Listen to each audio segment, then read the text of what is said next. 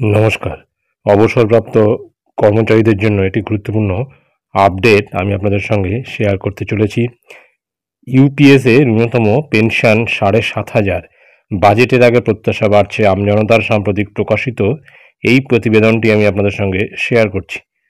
Employees provident fund অর্গানাইজেশনের অর্থাৎ EPFO আওতাভুক্ত বেসরকারি ক্ষেত্রের কর্মচারীরা বহুদিন ধরেই ন্যূনতম পেনশন বৃদ্ধির দাবি জানিয়ে আসছে। সেই আবেদনের ভিত্তিতে এবারে বাজেটে সরকার পদক্ষেপ করার বিষয়ে বিবেচনা করতে পারে বলে দাবি করা হয়েছে কয়েকটি সর্বভারতীয় সংবাদ মাধ্যমের প্রতিবেদনে। এমপ্লয়িজ পেনশন স্কিম অর্থাৎ ইপিএসে বর্তমানে ন্যূনতম পেনশন প্রতি মাসে ১,০০০ টাকা, তা বাড়িয়ে ৭,৫০০ টাকা করা হতে পারে। আগামী ১লা ফেব্রুয়ারি সংসদে ২০২৫-২৬ সালের সাধারণ বাজেট পেশ করবেন অর্থমন্ত্রী নির্মলা সীতারামন। তার আগে তিনি সব ক্ষেত্রের বক্তব্য শুনছেন। গত ১০ই জানুয়ারি তার সঙ্গে দেখা করেন ইপিএস 95 পেনশনভোগীদের একটি প্রতিনিধি দল। তারাই ন্যূনতম পেনশন বৃদ্ধির পাশাপাশি মহার্ঘ ভাতা বৃদ্ধি এবং পেনশনভোগী ও তার স্ত্রী বা স্বামীর জন্য বিনামূল্যে চিকিৎসা সুবিধার দাবি জানিয়েছেন। এদিকে ইপিএস 95 ন্যাশনাল এজিটেশন কমিটি যেখানে ন্যূনতম পেনশন ৭,৫০০ টাকা করার দাবি করেছে, সেখানে ট্রেড ইউনিয়নগুলির প্রস্তাব প্রতি মাসে ন্যূনতম পেনশন ৫,০০০ টাকা করা হোক। দুই পক্ষের দাবির এই ভিন্নতা বিতর্কের সৃষ্টি করেছে। পেনশনভোগীরা বলছেন, যে হারে বাজার দর বেড়েছে তাতে জীবনযাত্রার সাধারণ চাহিদা পূরণ করার জন্য অপর্যাপ্ত।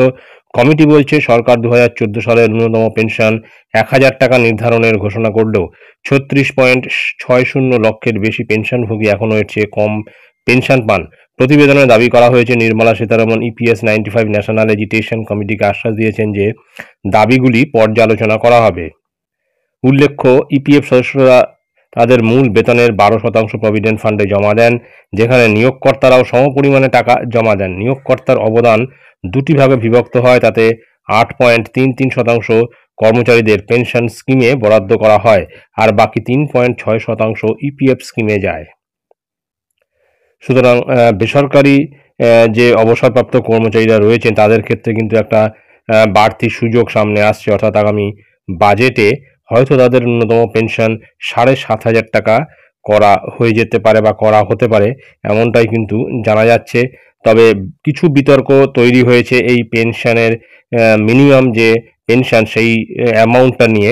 এখন দেখা যাক যে আগামী বাজেটে কেন্দ্রীয় অর্থমন্ত্রী কি সুখবর পেনশনভোগীদের জন্য দিয়ে দেন, এটাই এখন দেখার। এটাই ছিল একটি গুরুত্বপূর্ণ আপডেট অবসরপ্রাপ্ত বেসরকারি কর্মচারীদের জন্য, যা আমি আপনাদের সঙ্গে শেয়ার করলাম। ধন্যবাদ।